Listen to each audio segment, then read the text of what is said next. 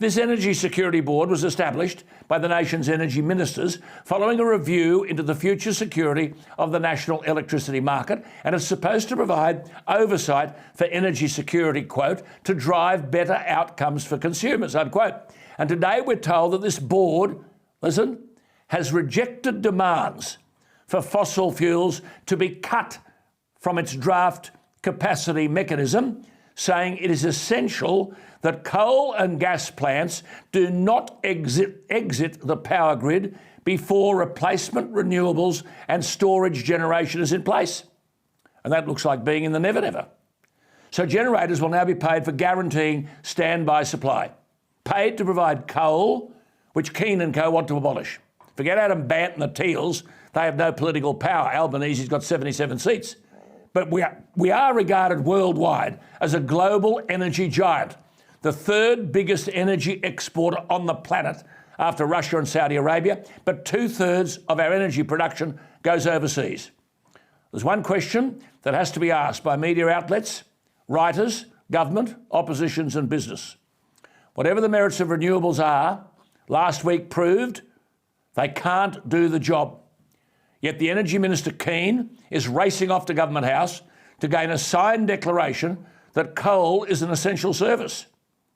Can we now get on with the job of allowing coal and gas and renewables to be operating on a level playing field? As Bert Bosma of Surrey Hills in Victoria wrote at the weekend, I quote, imagine you owned a bakery. Now imagine if the government made laws that limited how much bread you could sell and when you could sell it.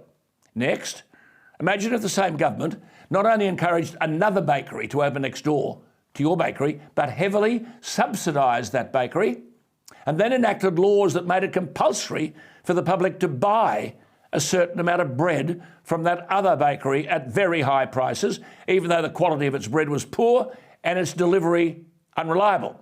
What would your bakery suffer? Would you invest in new ovens, or would you cut your losses and start investing in the other bakery? Well, he says, that's what's happened to our energy supply.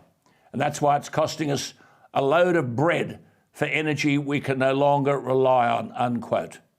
Well, as a postscript, after all that last week and all the virtue signalling on climate change, Prime Minister Albanese seems to be walking away from Labor's election pledge to cut power bills for families and business by $275 within 3 years.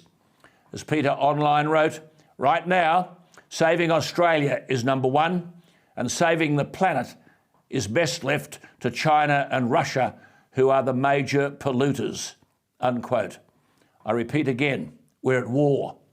The advocates of current energy policy have declared an economic war on their own country and on future generations as well.